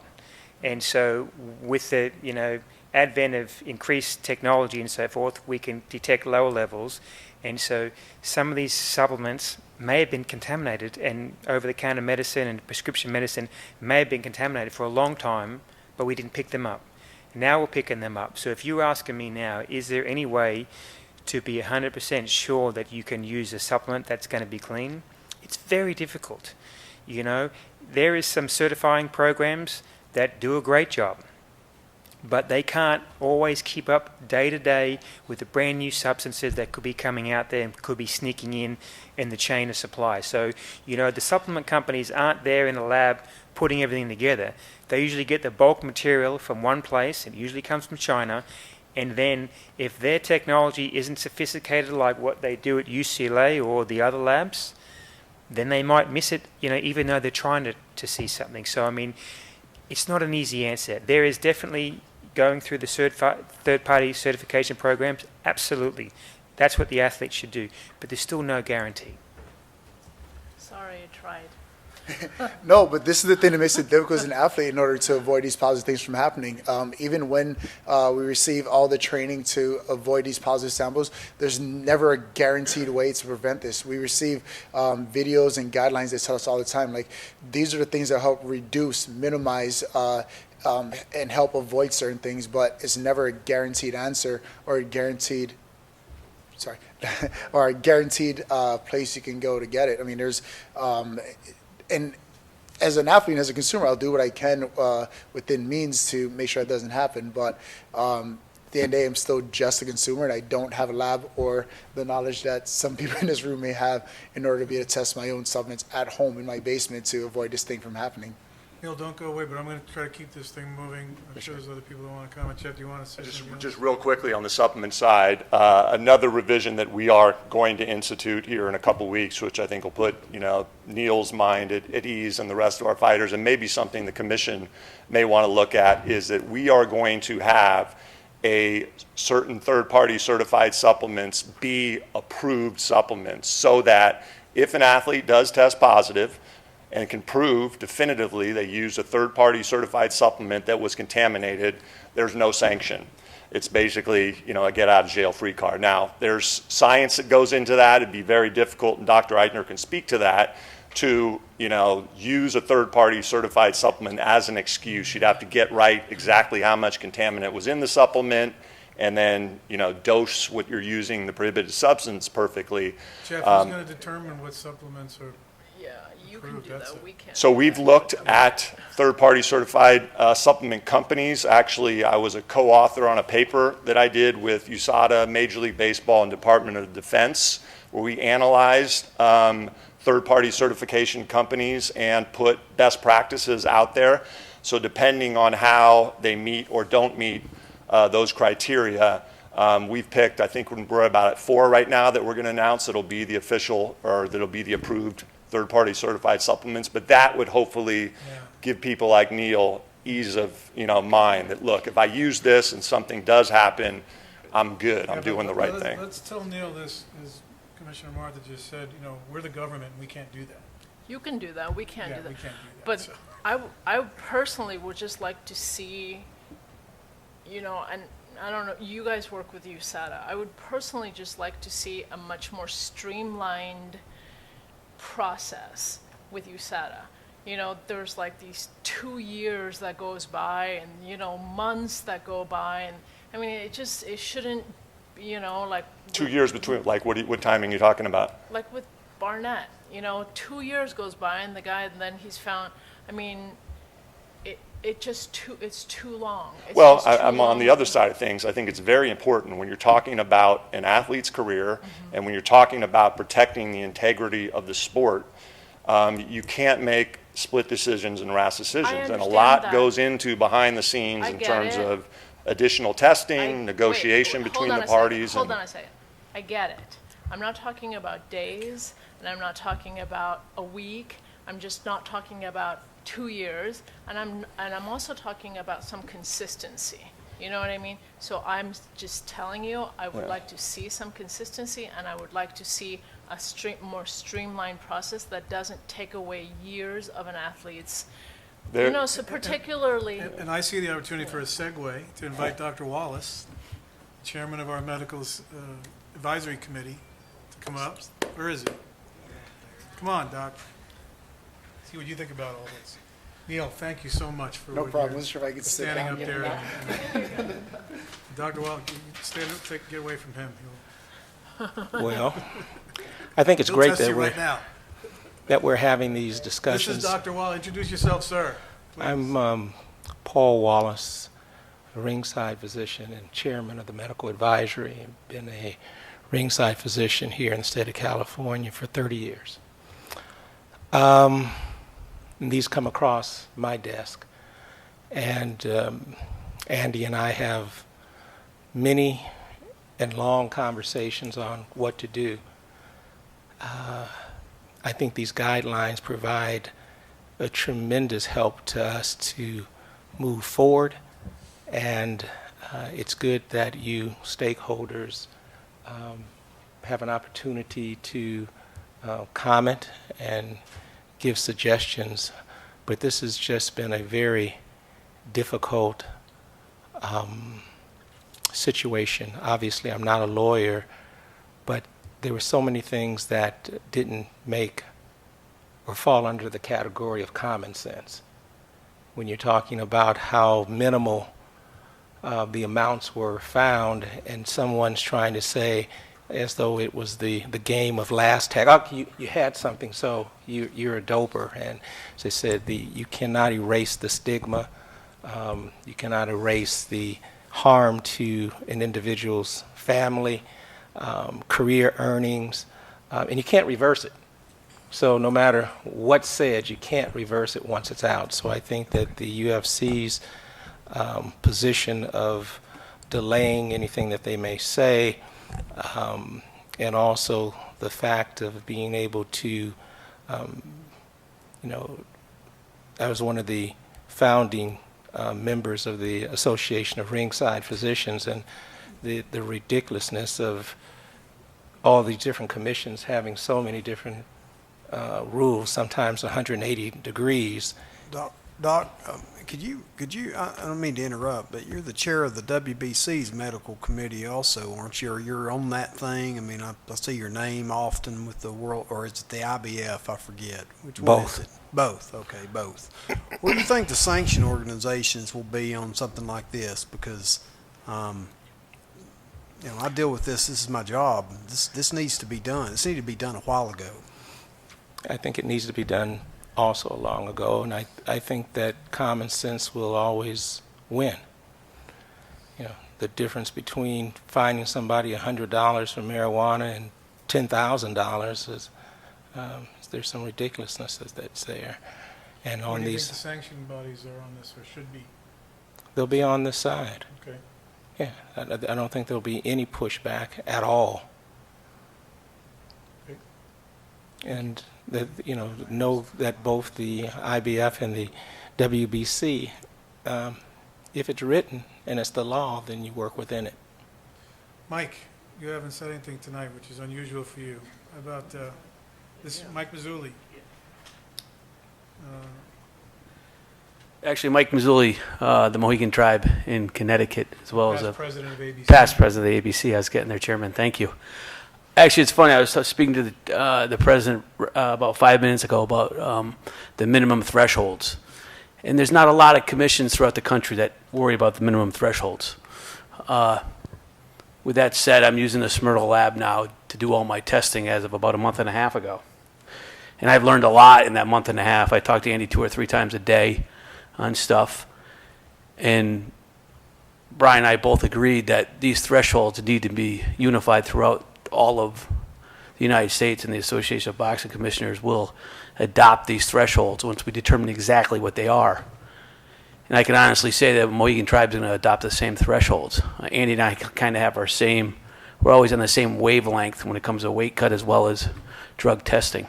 So I think the ABC, the board of directors will discuss it in the near future, and I don't foresee it being a problem at all to adopt these. Now, with that said, I also think we have to worry about the suspension aspect of it, because my concern is the commission here decides to suspend a fighter for a certain length of time, if it is a positive test and it's determined it's a positive test.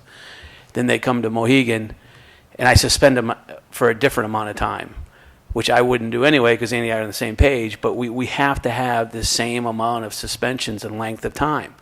You know, a fine example was the gentleman that came in today. I absolutely would have suspended him the exact same thing that Andy would did, a year, and then for lying on a test, a couple more months. So we have to make sure we're all on the same page when it comes to testing, where we're testing, where the drugs are being tested, and what the outcome is and length of it.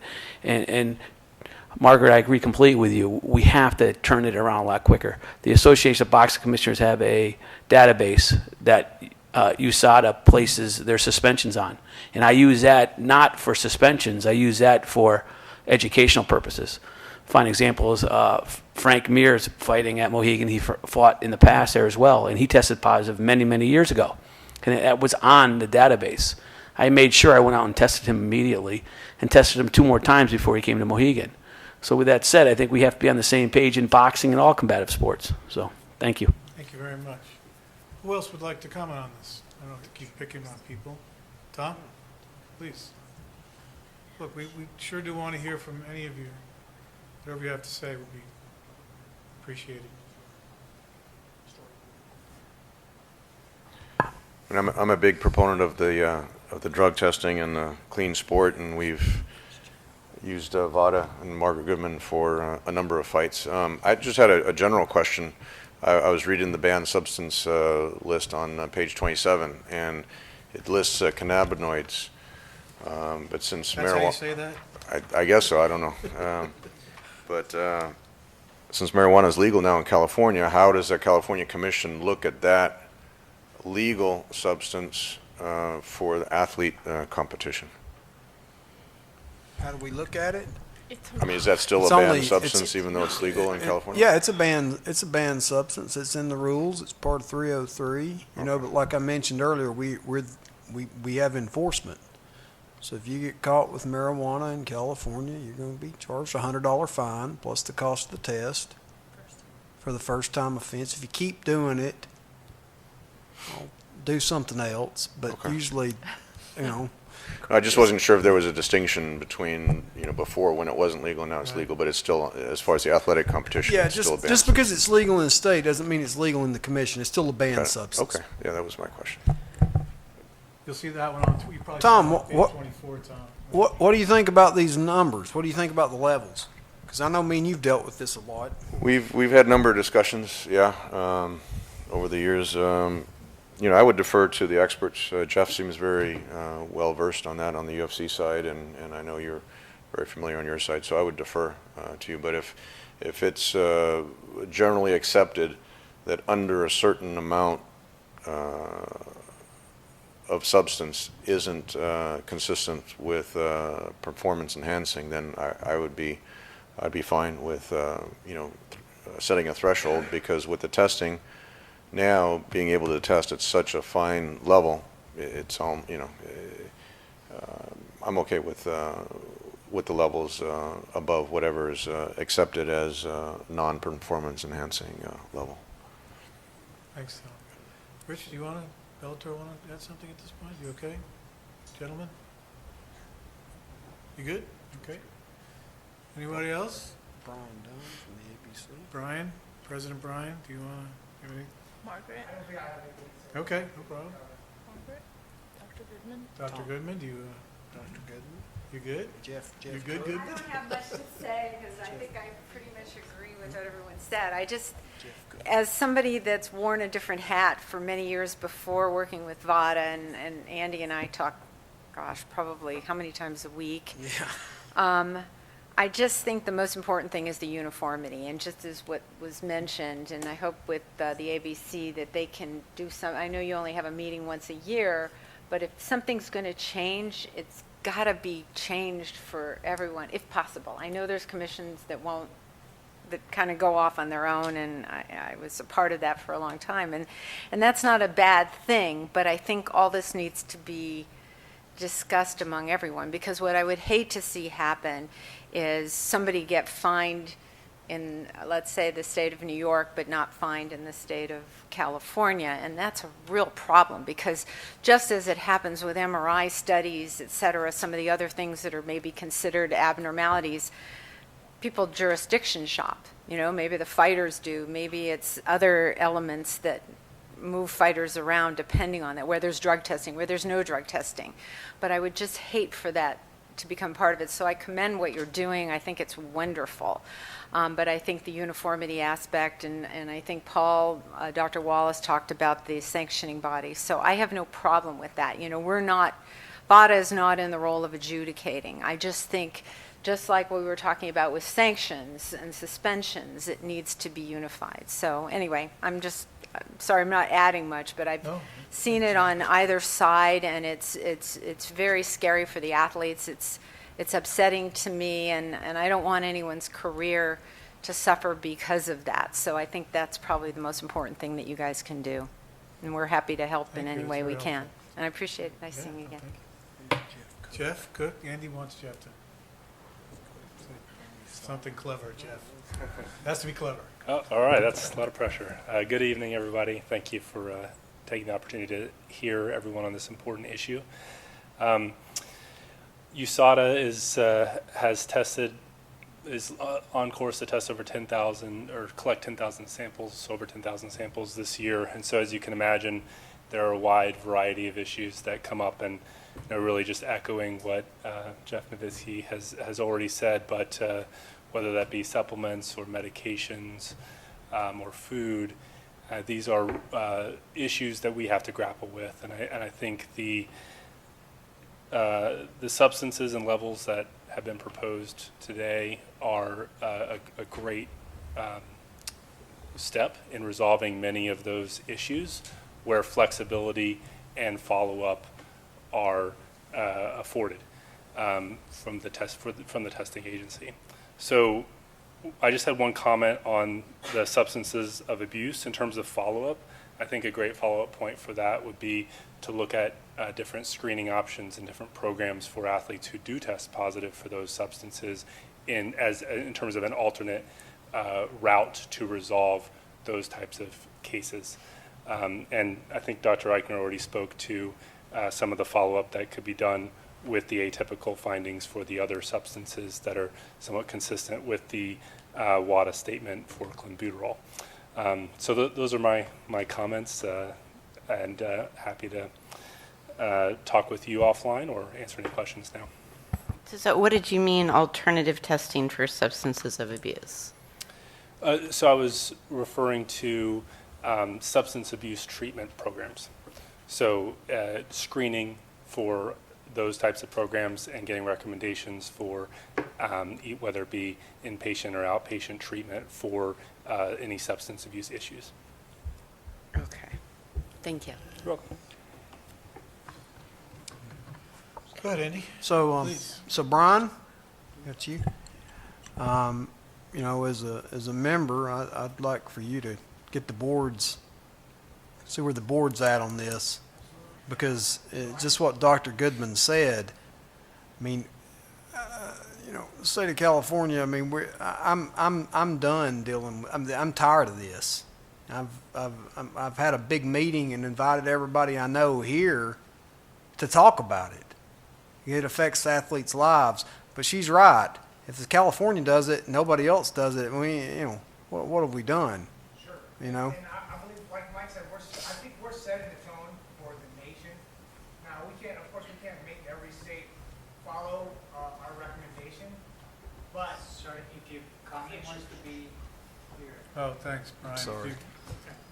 Thanks. I'm Brian Dunn, state of Nebraska, and president of the Association of Boxing Commissions. So like I said, Andy, I think we're setting the tone for a nationwide threshold level that we can find acceptable anywhere. And as you and I talked about, Mike and I talked about, we're trying to start a drug testing protocol within the ABC that might travel to states that don't do their own testing. And that way we can more uniformly regulate the testing of. Because I know you and I had talked about using some of that ABC Absolutely. money that Mike built up over the years. I mean, his tenure during there was just a surplus, a banner year, and now I think it's time to spend it. And what better way to spend it than to get Dr. Goodman or USADA or one of these companies to go test? I couldn't agree more. And, you know, because not all these commissions are going to be able to do these sensitive tests. The state of California spends a lot of money doing it. The promoter spends a lot of money doing it. Bellator brings us their fighters, and you know they do lots of shows with us, and we do it.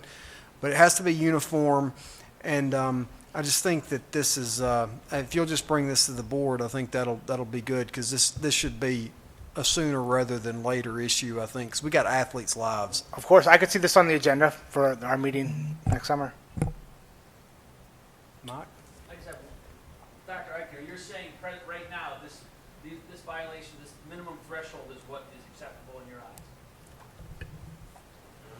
That's because I want to adopt it and have the ABC support it, but we want to, you know, is that correct? Yeah, the way the commission's put this forward is that it's a little bit different to a threshold. So that's a different, yep, so this is more of a reporting level, with then the exception of if it's below this level, these are the further investigative steps that will be taken, further follow-up testing, interview with the athlete, etc., similar to what they've done and what's now published on the WADA document for clenbuterol. So I fully support that.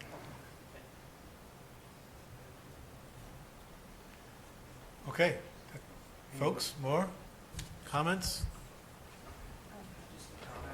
Yeah, Yes, Howard hey, Howard. Jacobs. Yeah, glad you're here. Thanks for coming, Our Howard. favorite.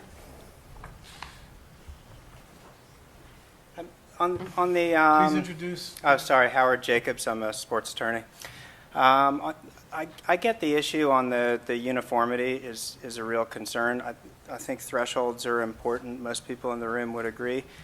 But, I mean, somebody has to go first or it's never going to happen, right? So, I mean, if everybody's waiting for for all of the commissions to get together, then your concern about having to do something is just going to get pushed down the road. So, Well, Howard, I'm the executive officer. Now, my bosses are here, but they're not quorumed, okay? So if they decide to have a quorum and tell me different, but I'm the enforcement arm of this commission. I'm telling you that sooner rather than later, I mean, I've already got it on letterhead. This is what we're, this is what we didn't make this book for nothing. And It's a nice this book. is sort of like our thing to tell the public, hey, this is it. If they tell me different when they're quorumed, hey, Andy, we don't like this no more, it's why they're here, kind of. Yep. So I can kind of get some I think ideas. it's a good step, and I think if I can just give a little perspective on the difficulty of when you don't have thresholds and you have testing to these levels of actually finding contamination when you have a good indication that it's a contaminated supplement and you have to test to find it. You know, obviously the lower the levels, the harder it is to find. I mean, in the last 2 weeks for various clients, probably sent 30 supplements in for testing. That's $20,000. Wow. And, you know, not everyone can afford it, so sometimes you're testing 2 or 3 at a time, which sometimes leads to the delay because we need the time. And sometimes the athletes just run out of money and they're like, I can't keep testing. And it's a shame because you end up at a place where you know you didn't take anything and you just can't afford to fight it anymore. So what you're saying is essentially this common sense approach. Yeah, I mean, I think if you putting these kind of thresholds in, a lot of these athletes that we're testing and having a hard time pinpointing are positives that are below these levels. Thank you. That's a good point. Excellent, thank you. Okay, anyone else? Tom Brown from boxing, you don't want to say? You good? He's good. Yeah. So, okay, well, we have spent a couple hours here, I think, getting a lot of great input on gender equity,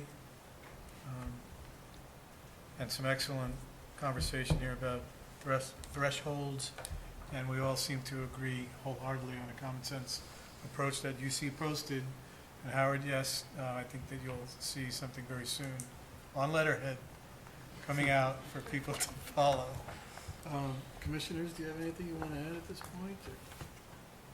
Or? Good. Andy, this was, I think, a great activity. And so why don't you provide any kind of closing comment and we can wrap this up. Well, I want to thank everybody for taking their Tuesday evening to come and talk about these two topics. I know you've traveled a long way. A lot of us are regulators. We have the lives of these athletes in our especially their careers in our hands. Appreciate Neil Magny for coming and sharing his story. You know, Howard, we're going to go first. We'll see who else joins us. Thank you, Jeff, for coming. Bellator, Rich, thanks for coming. Tom, thank you for coming. All of my boxing promoters. Brian, thank you all. So that will be it, unless anybody has anything final for us. We're going to adjourn now and send you off with a good night. Thank you. Thank you for coming.